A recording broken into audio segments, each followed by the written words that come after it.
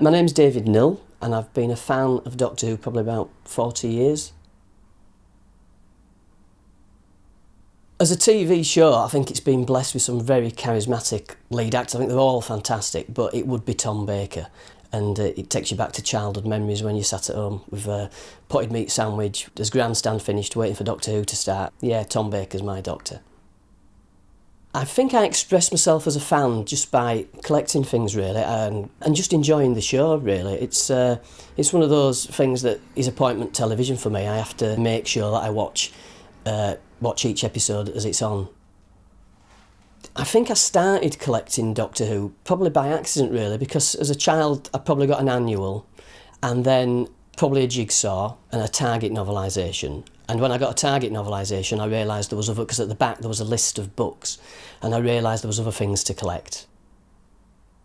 One of my most treasured objects is the Dennis Fisher figures, because I've gone back, like I said, to fill in the gaps, but also the Dalek.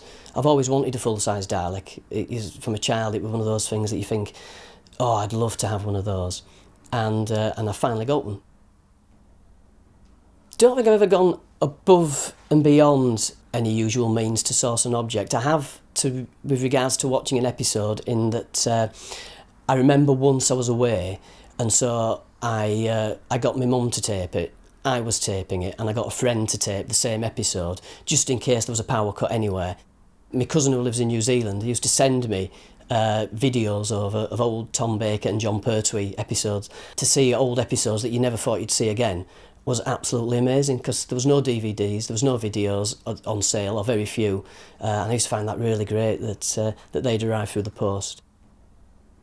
If there was one object I could have, I think it would have to be something from the TV series. A prop that's been used must be fantastic. That's something I don't have and I would really like.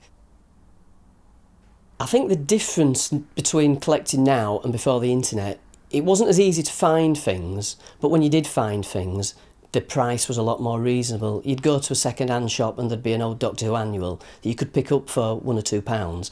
Now you look on eBay and the price can be through the roof.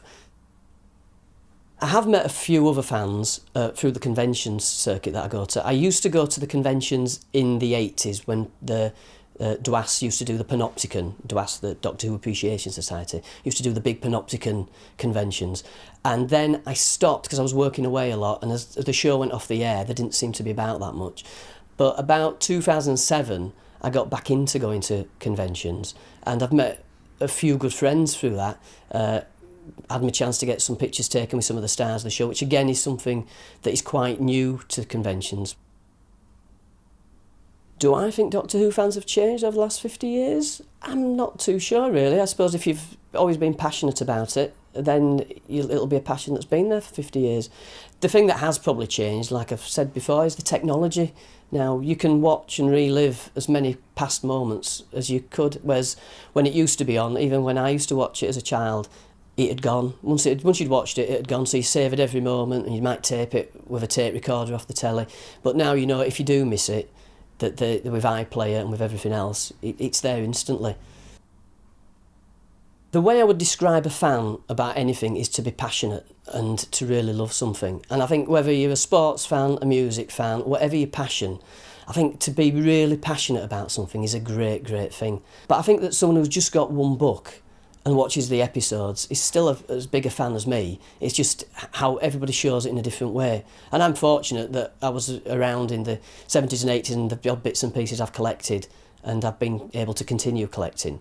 If you watch the show and enjoy it, whether you've got a Dalek bubble bath or an entire room full of Doctor Who stuff, you're still a fan, and that's the important thing, really.